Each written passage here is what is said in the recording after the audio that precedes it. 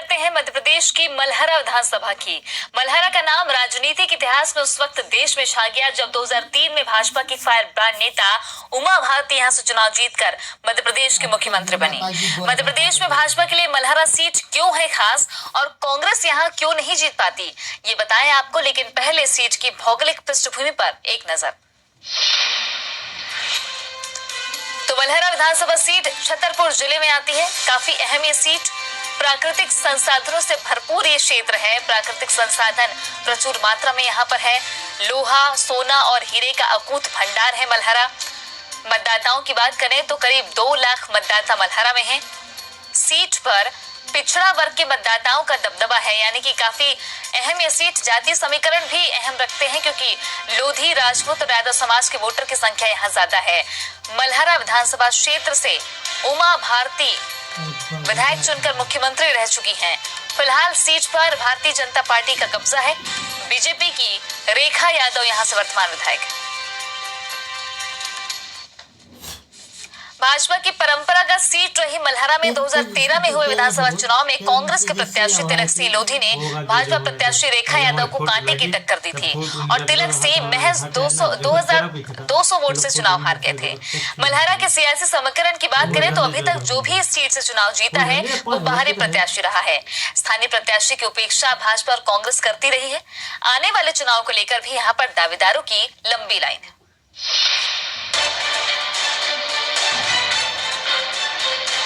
मलहरा विधानसभा की राजनीति में अगर किसी का राज चलता है तो वो है मध्य प्रदेश की पूर्व मुख्यमंत्री उमा भारती का। जी हाँ, उमा ने मलहरा विधानसभा सीट पर जिसको चाहा उसको टिकट दिया और वो चुनाव जीतकर विधानसभा भी पहुंचा। फिलहाल बीजेपी की टिकट पर रेखा यादव सीट से लगातार 2 बार से विधायक हैं। मलहरा विधानसभा सीट वैसे तो भाजपा की परंपरागत सीट रही है, लेकिन यहाँ का चुनावी समीकरण काफी दिलचस्प रहा है। इस सीट पर जीत उसी को मिलती है जो यादव और लोधी वोटर को साधने में सफल होता है। उमा भारती अभी तक इन्हीं 2 जातियों के वोट बैंक के दम पर अपनी राजनीति करती रही है। इनके अलावा लोधी वोटर भी हमेशा उमा के साथ रहा है। अब जब चुनावी साल है तो दावेदार अपनी ताकत दिखाकर क्षेत्र में जनता के बीच पकड़ बनाने में जुटे हैं। चुनाव भले ही साल के अंत में होने हो, लेकिन दावेदार पूरी तरह से चुनाव प्रचार में जुट गए हैं। अभी तक जो मलहरा सीट से चुनाव जीता है वो बाहरी प्रत्याशी रहा है। ऐसे में कांग्रेस और भाजपा इस बार भी बाहरी उम्मीदवारों पर भरोसा करेगी। सबकी निगाहें इस बात पर टिकी है। हालांकि दोनों पार्टियों में टिकट दावेदारों की लंबी लाइन है। बीजेपी के प्रमुख दावेदारों की बात करें तो वर्तमान विधायक रेखा यादव का दावा सबसे मजबूत नजर आता है। इसके अलावा सुनील मिश्रा, सुरेंद्र प्रताप सिंह, सरोज राजपूत और सांसद प्रहलाद पटेल भी दावेदार हो सकते हैं। स्थानीय प्रत्याशी में दंगल सिंह परमार भी टिकट की रेस में शामिल हैं। वहीं दूसरी ओर कांग्रेस में तिलक सिंह लोधी, नगर पंचायत गुवारा की अध्यक्ष अरुणा राजे, समाज सेवी हरिकेश दुबे, वीर सिंह परमार, मंजुला देबाड़िया और रामसिया भारती दावेदारी कर रहे हैं। मलहरा से नरेंद्र परमार के साथ ब्यूरो रिपोर्ट IBC 24। छतरपुर जिले की मलहरा विधानसभा क्षेत्र ने भले ही 2003 में प्रदेश को मुख्यमंत्री दिया हो, लेकिन समस्याएं हैं कि आज भी लोगों के सामने जस की तस है। वर्तमान में भी सीट पर सत्तारूढ़ भारतीय जनता पार्टी की ही विधायक हैं, लेकिन पूरे इलाके में पेयजल संकट गहराया है। कई गांव आज भी पहुंच मार्ग विहीन है। बेहतर शिक्षा और स्वास्थ्य सुविधाओं के अलावा यहाँ की जनता आज भी बुनियादी सुविधाओं के लिए तरस रही है।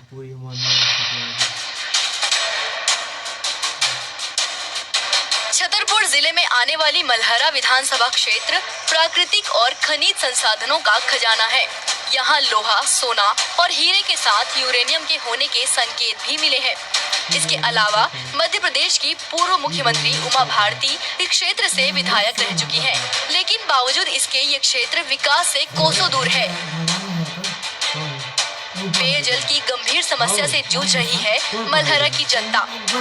मलहरा में पीने के पानी के लिए करोड़ों रुपए खर्च कर पानी की टंकी तो बना दी गई, लेकिन लोगों को अभी तक पानी की समस्या का कोई हल नहीं मिल पाया है। जो बात है कहा जाए कि हमको जितवा दो, वोट दिलवा दो, हम जीत जाए, नेता बन जाए, फिर हमारे यहाँ कोई नहीं आता। पानी की समस्या, नहाने धोने की समस्या आदि समस्याएं। दूर दराज के ग्रामीण क्षेत्रों की बात की जाए तो बेहतर स्वास्थ्य, शिक्षा, सड़क और बिजली के लिए भी जनता तरसती रही है। स्कूलों में शिक्षकों की कमी के चलते छात्र शिक्षा से वंचित हो रहे हैं। क्षेत्र के विधायक के प्रति लोगों में काफी आक्रोश देखने को मिलता है। स्थानीय लोगों का आरोप है कि लगातार दूसरी बार विधायक चुने के बावजूद उन्होंने विकास के कोई काम नहीं किए हैं। मगर इसमें कर्मचारी गरीब लोगों को सुनती नहीं है, तो गरीब जनता को बहुत ज्यादा प्रेरणा होती है। विधायक हैं तो वो आते तो हैं मगर हमारे यहाँ पर बहुत कम आते हैं। जीत जाते हैं फिर नहीं आते ना, यहाँ कुछ हो नहीं होता, सब पैसा। विधायक की निष्क्रियता के चलते उन्हें सरकारी योजनाओं का भी कोई लाभ नहीं मिल पाता। सड़कों की बात करें तो ग्रामीण क्षेत्रों में सड़क की सुविधा नहीं होने से ग्रामीणों को शहर तक आने में काफी परेशानियों का सामना करना पड़ता है। जिला सहकारी बैंक में किसानों के नाम पर करोड़ों के घोटाले को लेकर भी जनता में काफी नाराजगी है। अब देखना ये है कि मलहरा क्षेत्र की जनता आगामी चुनाव में किस पर अपना विश्वास दिखाती है और कौन सी पार्टी यहाँ बाजी मारती है। मलहरा से नरेंद्र परमार के साथ ब्यूरो रिपोर्ट IBC 24। छतरपुर के मलहरा विधानसभा क्षेत्र की जनता का मूड भांपने के लिए हमने विधानसभा क्षेत्र में जन चौपाल भी लगाई और जानने की कोशिश की आखिर कौन से ऐसे मुद्दे हैं जो चुनाव में नतीजों को प्रभावित करेंगे।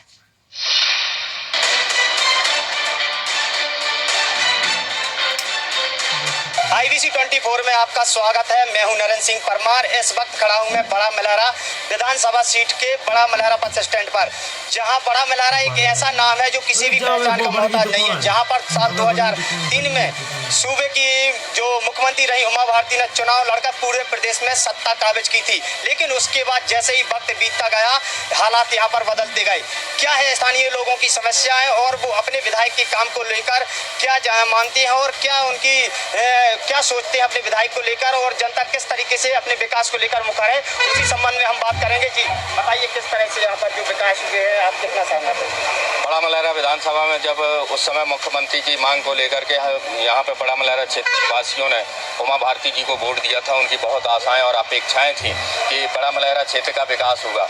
वो यहाँ पर 8 महीने इस क्षेत्र का उन्होंने प्रतिनिधित्व किया मुख्यमंत्री के रूप में रह करके, लेकिन विकास के नाम पर यहाँ पर कुछ नहीं दिया। उनके समय में एक यहाँ पर पेयजल की टंकी दी गई थी 2 करोड़ रुपए की लागत से, जिसमें केंद्र सरकार का भी पैसा था और मध्य प्रदेश गवर्नमेंट का था, स्थानीय निकाय का भी पैसा था, लेकिन वो करोड़ों रुपए खर्च होने के बावजूद वो भी टंकी आज सूखी पड़ी हुई है। एक बूंद भी पानी यहाँ के लोगों को, स्थानीय लोगों को नहीं मिला। देखिए बिल्कुल स्थानीय लोगों का कहना है कि जो पानी की समस्या है, मुख्यमंत्री यहाँ पर उमा भारती रही है, करोड़ों की लागत से टंकी का निर्माण कराया गया, लेकिन पानी की जो समस्या है वो जस की तस बनी रही है। इस बारे में आप क्या कहेंगे और क्या शिक्षा को लेकर क्या हालात है यहाँ पर? शिक्षा के बहुत बुरे हालात हैं।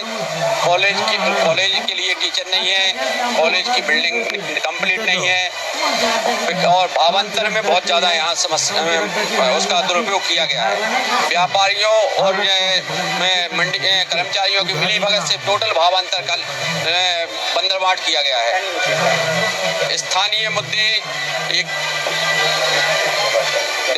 स्थानीय मुद्दे में मुख्य तो है, नगर में एक डिवाइडर की मांग है जो कि कई एक्सीडेंट होते हैं साल में, जिससे बचा जा सकता है। बाईपास की बहुत अति आवश्यकता है और पेयजल की समस्या जो कि टंकी सूखी पड़ी है करोड़ों खर्च करने के बाद, ये पेयजल की समस्या बहुत बड़ी समस्या है। देखिए बिल्कुल एक बात तो यहाँ पर निकल के सामने आ रही है कि जिस तरीके से समाज बदल रहा है उस तरीके से लोग आधुनिक हो रहे हैं। लोगों का मानना है कि बड़ा मलहरा जैसे शहर में, जहाँ से यहाँ के पूर्व मुख्यमंत्री भी उमा भारती यहाँ से रही है, शहर में डिवाइडर का निर्माण हो, लेकिन जो एक बांध सुजारा बांध बनाया जा रहा है उसको लेकर किसानों की क्या प्रतिक्रिया है, क्या चाहते हैं? बांध चूंकि आपकी विधानसभा में आपके जिले में बन रहा है और पानी उसका टीकमगढ़ ललितपुर जा रहा है, क्या कहेंगे? यहाँ का पानी सुजारा बांध का पानी बड़ा मलहरा में नहीं मिल रहा है। इस बड़ा मलहरा विधानसभा क्षेत्र को नहीं मिल रहा है। पूरा सारा पानी बांध का टीकमगढ़ जा रहा है, ललितपुर जमीन छतरपुर जिले की बड़ा मलहरा ब्लॉक की जमीन। जी आप क्या कहेंगे? सिंचाई को लेकर हर एक किसानों को बड़ी समस्या है। यहाँ तो कुछ है ही नहीं, पानी आने की व्यवस्था जितना भी है सब टीकमगढ़ जिले को है। किसान के लिए कुछ नहीं दिया है। क्या? पूरी जमीन जितनी है पूरी सूखी पड़ी है और कुछ भी फसल भी नहीं है। और जो अपने सुधा बांध है वो अपने छतरपुर टीकमगढ़ जिले के लिए है। सूखा पड़ा है, उसकी राहत राशि आई है कि नहीं आई है? आई है, कुछ जने की आई है, कुछ की नहीं आई है। इसको लेकर आप क्या सोचते हैं? यहाँ पर किसान बहुत परेशान है। किसान को जो मुआवजा मिलना था वो नहीं मिल रहा है और किसान अपने आधार कार्ड पैसे पर बंदी लगाते हैं, उसका कचड़े में डाल देते हैं। किसान फिर उनके पीछे बार बार भटकता फिरता वो परेशान है। विधायक के काम काजों से आप कितने प्रसन्न हैं और क्या मानते हैं? यहाँ के विधायक को यहाँ से कोई मतलब नहीं है। यहाँ की जनता परेशान होती रहती है, विधायक अपने में मस्त रहते हैं। हमारा ये है कि विधायक कम से कम इस क्षेत्र का ऐसा हो कि जनता के हाथ दुख दर्द में साथ आए। हमारा विधायक हमारे काम का नहीं आता है। यहाँ पर बुद्धिजीवी वर्ग भी हमारे साथ जुड़ा हुआ है, उनसे भी चाहेंगे कि यहाँ की प्रमुख जो ज्वलंत समस्या है, क्योंकि वो एक लंबे अरसे से यहाँ पर काम कर रहे हैं पत्रकारिता के क्षेत्र में। जी आप बताएंगे क्या यहाँ पर जो मांग है जो जेन्युइन होना चाहिए वो बताइए, आप क्या होना चाहिए? शासन की ये योजना है स्वच्छता अभियान। स्वच्छता अभियान का ढिढोरा नगर पंचायत क्षेत्र में, शहरी क्षेत्र में पीटा जा रहा है, लेकिन ग्रामीण क्षेत्र में स्वच्छता अभियान का ये आलम है कि वहाँ पर कचरों के ढेर लगे हुए। जो यहाँ पर काम क्या होना चाहिए, स्थानीय मुद्दे क्या है जिनकी जो समस्याएं अभी तक हल हुई हैं? भली यहाँ से उमा भारती मुख्यमंत्री रही हैं, उसके बाद रेखा यादव वर्तमान में यहाँ से विधायक हैं, वो भी विधानसभा गई हैं, लेकिन उसके बाद भी लोगों का मानना है कि समस्याएं यहाँ पर हल नहीं हुई हैं। उसके लिए हम युवाओं से भी पूछेंगे कितने संतुष्ट हैं आप अपने विधायक के काम का? जी बिल्कुल भी नहीं, मैं तो कहूँगा, क्योंकि ना तो यहाँ पे कोई नौकरियाँ हैं, ना कोई यहाँ पे कोई इंडस्ट्री वगैरह कोई लाने की कोई कोशिश कर रहा है, ना तो मुझे विकास दिख रहा है यहाँ पे। जो भी अगर विकास हुआ है तो आप कह लो कि जो रेगुलर विकास है वही थोड़ा बहुत हुआ है, उसके अलावा विधायक की तरफ से तो मुझे नहीं लगता कि कुछ भी हुआ है यहाँ पे। स्कूल कॉलेज के हाल तो बहुत ही बेकार हैं, ना तो वहाँ तक आवागमन की कोई सुविधा है कि मतलब वहाँ तक जाने के लिए कोई सुविधा तो हो कि बस हो स्कूल के लिए, कॉलेज के लिए, ना तो कोई उच्च स्तर के कॉलेज है, स्कूल है यहाँ पे। पलायन को लेकर क्या हालात हैं आप बताएं? देखिए, पलायन इसलिए हो रहा है कि जो सुख सुविधाएं मिलना चाहिए वो सुख सुविधाएं नहीं मिल रही हैं। जैसे आवासीय मकान बनाने की है, ग्रामीण में प्रधानमंत्री आवास योजना जो चल रही है, कई बार क्या हो कागजी कार्रवाई तो हो जाती है, कागजी कार्रवाई पे ही खाली मकान बनाए जा रहे हैं। मकान कुछ ऐसे हैं जो ढहा दिए गए हैं और बताया गया कि आपको इसकी राशि मिलेगी, अब पता चला कि राशि आई नहीं है। वो पहले तो कुछ छप्पड़ बने हुए था, अब ये कंडीशन है कि वो खुले में पड़ा हुआ है। स्वच्छ भारत अभियान के तहत शौचालय तो बनाए जा रहे हैं, लेकिन शौचालय गड्ढे बने हुए हैं, किसी के फाटक लगे हों, किसी ने गड्ढे बनवा भी दिए हैं या फाटक लगा दिए तो उसमें दुकान खुले, राशि नहीं मिली हुई है। इस तरह की असुविधाएं हैं। तो हमें चाहते हैं, दूसरी मुद्दा हमारा सबसे बड़ा शिक्षा का। शिक्षा के लिए आप अगर बड़ा मलहरा में जाएं तो आपकी जो बच्चियां हैं वो असुरक्षित हैं, क्योंकि 4 किलोमीटर तक बच्चियां पैदल जाती हैं, वहाँ तक आवागमन के लिए कोई भी हमारा वाहन नहीं है। सरकार की नीति ही साफ नहीं है, नीयत खराब है, इसलिए पूरी योजनाएं जो है वो भ्रष्टाचार की भेंट चढ़ रही हैं। जितनी भी योजनाएं चल रही हैं वो सारी योजनाओं का लाभ हितग्राहियों को नहीं मिल पा रहा है और भाजपा तो बिल्कुल गले तक भ्रष्टाचार में डूबी हुई है। व्यापम घोटाले में मुख्यमंत्री जी खुद स्वयं फंसे हुए हैं और आज 5 साल से कोई भी नौकरियां। स्थानीय स्तर का कोई घोटाला पूछेंगे है क्या है? स्थानीय स्तर पे तो सबसे बड़ा घोटाला है जो ये सोसाइटियों का है, सहकारिता का है। उसमें दिखावे के लिए जरूर थोड़ा बहुत कार्रवाई हुई है, करोड़ों अरबों का घोटाला है और उसमें बहुत से जो समिति प्रबंधक हैं वो रोड छाप थे और इस 20 साल में अरबपति बन गए हैं। कहाँ से पैसा आया, कहाँ से आया, ये जनता का पैसा है सब। किन लोगों ने आज जिन सहकारी समितियों में भ्रष्टाचार हुआ है उनको पुनः खरीदी के आदेश चार्ज दे दिए गए हैं। इससे साफ सिद्ध होता है कि गवर्नमेंट में ऊपर तक उनकी पूरी लेन देन होके उनको माफ कर दिया गया है। अरबों का घोटाला होने के बाद भी आज गेहूं की जो खरीदी हो रही है उसमें 50 किलो 300 ग्राम की खरीदी का आदेश है, जबकि यहाँ पर 51 किलो 300 ग्राम खुलेआम लिया जा रहा है। इसलिए खरीदी में खुलेआम धान ली और कोई समिति सेवक खरीद रहे हैं जिन्होंने करोड़ों का घपला किया है। वर्तमान में विधायक है भारतीय जनता पार्टी की रेखा यादव जी, उन्हें जब ये ही नहीं, आप पत्रकार बंधुओं ने उनसे कई बार एमएलए का हालत पूछा और वो हालत नहीं बता पाई, तो वो इस बड़ा मलहरा विधानसभा क्षेत्र की भौगोलिक और यहाँ की राजनीतिक स्थिति के बारे में क्या बताएंगी। यहाँ पे होना ये चाहिए कि हरिजन आदिवासियों के लिए यहाँ पर छोटे छोटे कुटीर उद्योग स्थापित होना चाहिए ताकि उन लोगों को रोजगार से जोड़ा जा सके।